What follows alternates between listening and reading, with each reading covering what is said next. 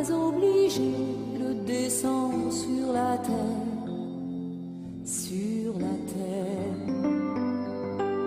Tu aurais pu, si tu voulais, rester tout près de ton père, de ton père.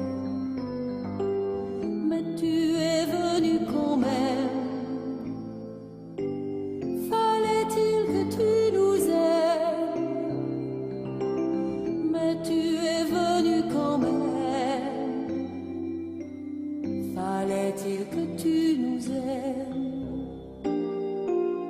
Tu savais bien en venant qu'ils allaient te rejeter.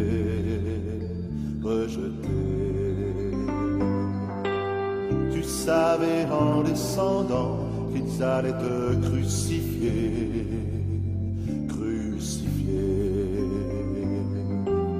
Mais tu es venu quand même. Fallait-il que tu nous aimes? Mais tu es venu quand même. Fallait-il que tu nous aimes? Pourtant au ciel tu étais entouré par tous les anges, tous les anges. Et le cri d'éternité, il célébrait tes louanges, tes louanges.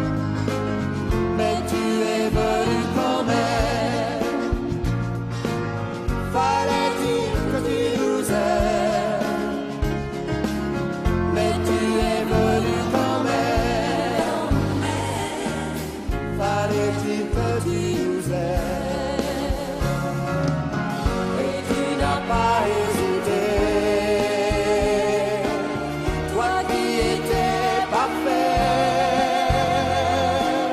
à être séparé de ton Père, à porter le poids de nos misères, le péché de la terre,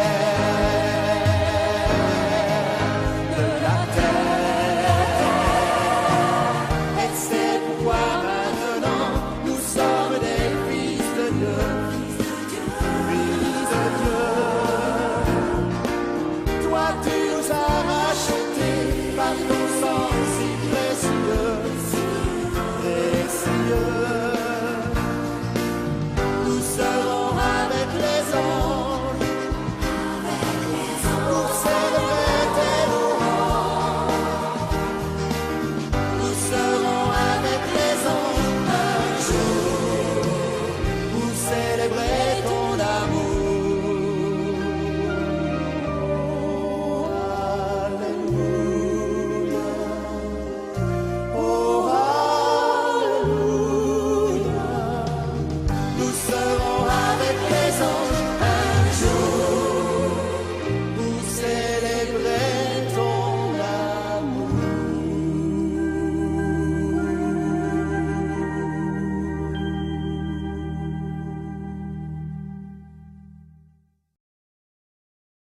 Seigneur Dieu et Père, on veut te demander de mettre ta main bénissante sur notre Église, notre assemblée, Seigneur. Fais qu'elle soit dirigée ce matin par ton Esprit. Fais que ta main toute puissante soit sur nous, afin que tout ce qui va être dit, tout ce qui va être enseigné, tout ce qui va être chanté, Père, ce soit pour ta gloire.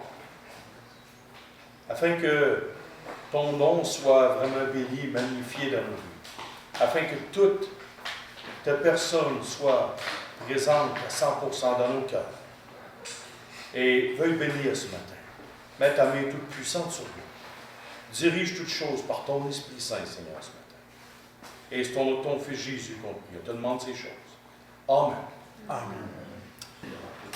J'aimerais qu'on puisse tourner, s'il vous plaît, dans la parole de Dieu, dans l'Épître aux Hébreux, chapitre 4, s'il vous plaît.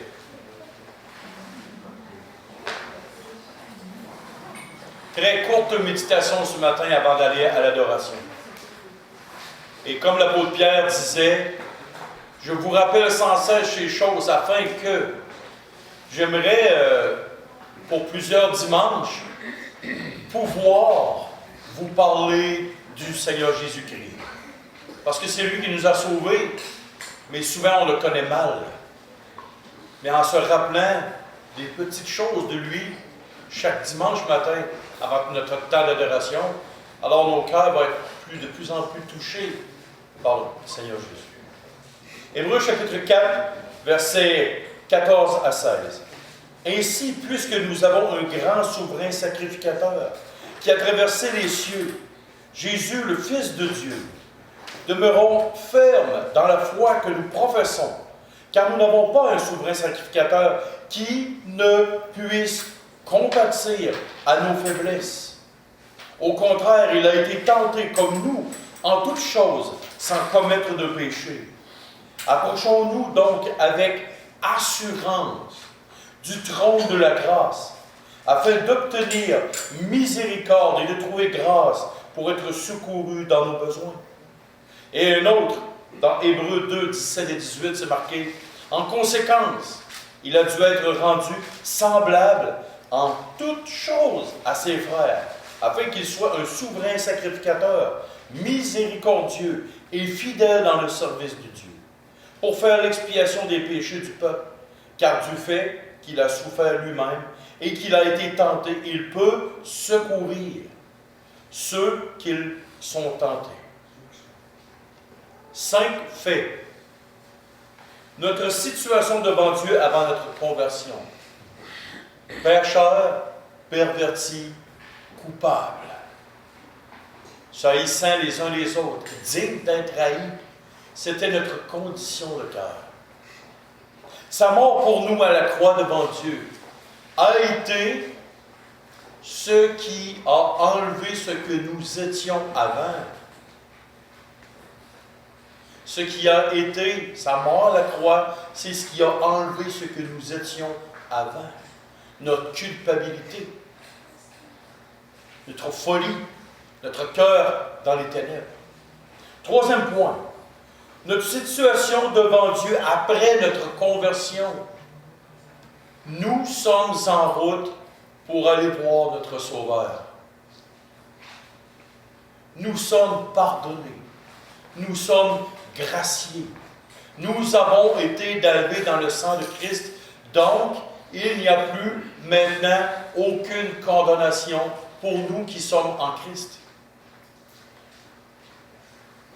Le cœur et les affections de Christ pour nous présentement. Christ nous aime d'une façon totale et absolue.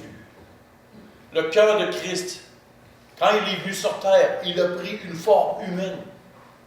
Il a connu à 100% notre situation. Il a été tenté, il n'a jamais péché. Il a connu toutes les souffrances humaines, vraiment, directement. Et c'est pour ça qu'il compatit à notre situation. Et il nous aime d'un amour passionné. Et il l'a prouvé, il est allé mourir sur une croix pour nous. Et en terminant, son service pour nous devant Dieu maintenant, il prie, il intercède. Si je me souviens combien de fois ma femme m'a parlé quand mes filles avaient fait de quoi, mes filles sont heureuses que ma femme m'ait parlé.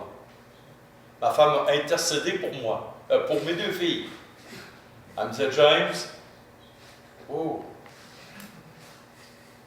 merci aux mères qui intercèdent pour leurs enfants. Mais voyez-vous, Christ, pour nous, intercède.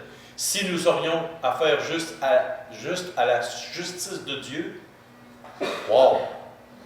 Pas sûr qu'on serait là. Mais on a affaire à la grâce de Dieu, au pardon, à l'amour. Et à cause que Christ intercède pour nous.